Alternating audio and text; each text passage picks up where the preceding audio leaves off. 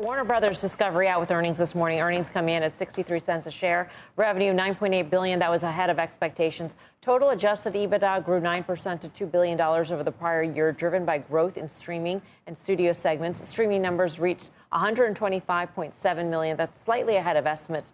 Joining us now is Rich Greenfield, LightShed Partners. Rich, great to have you with us. What's your first reaction to the print?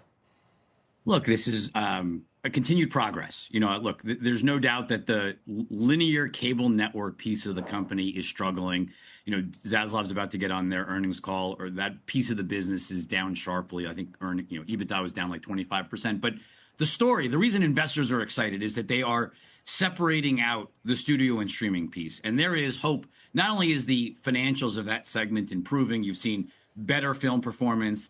The streaming business, through cost cutting and better distribution, is growing. And so there is hope that as you spin this off, you create sort of a buyer's frenzy. I don't think Zaslav and team really want to sell, but Wall Street is certainly excited about the potential of M&A when you make WBD far smaller and you get rid of the perceived troubled part of the company in the linear networks piece.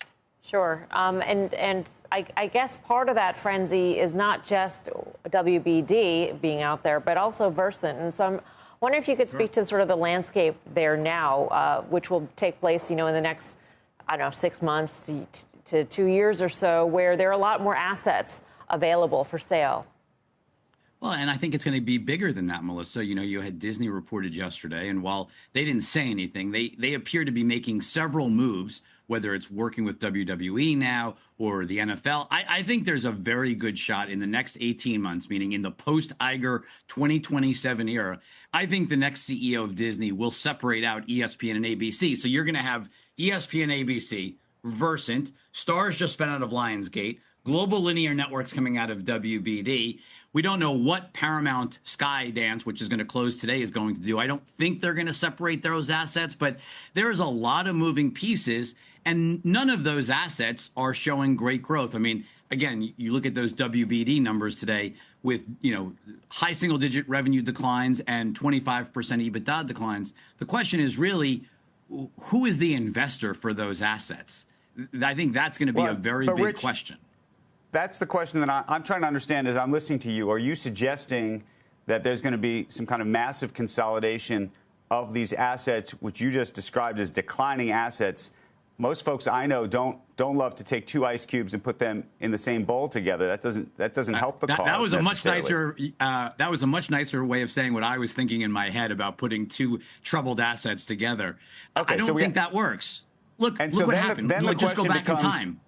Do they all become owned effectively by private equity and basically just get run off, if you will, which, by the way, has been a business model, a successful one. The question is, can you do that in the public markets, whether public investors would like you to do that? Maybe you buy back your stock. I don't know. Or do you think that there's some other, way to increase the value of those assets?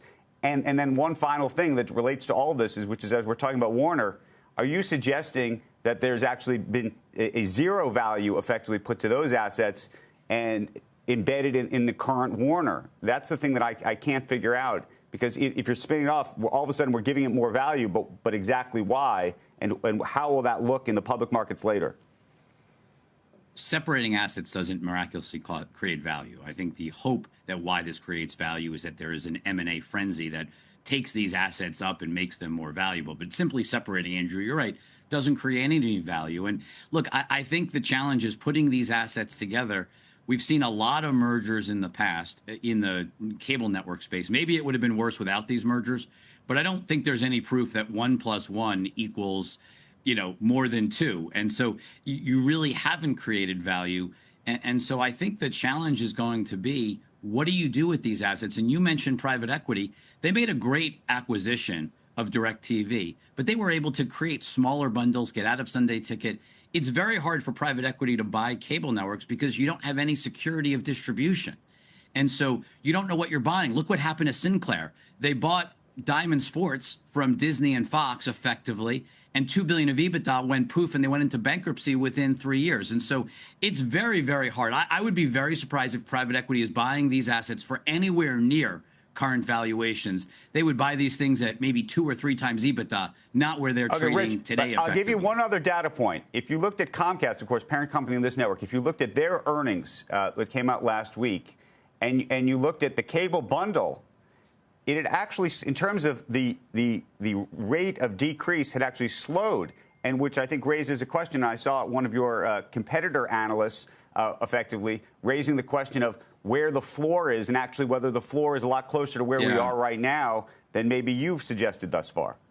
Unfortunately, I think that analyst didn't do a very good job of projecting out the future. When you look at what's happening, you know, we had one of the broadcasters reported last night and said that the largest vMVPD, which is YouTube TV, had a meaningful drop in subscribers. And so I think there was a shift in mix of who was losing subs this quarter.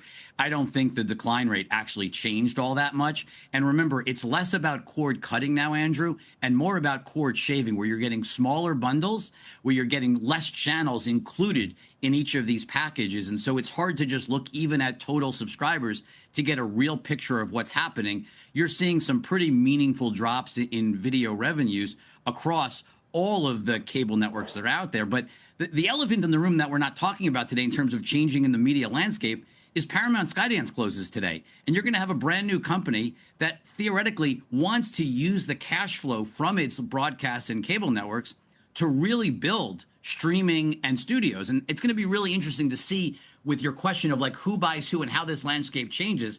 I think David Ellison's got massive ambitions in this space, unlike anyone else that's sitting in the legacy space right now.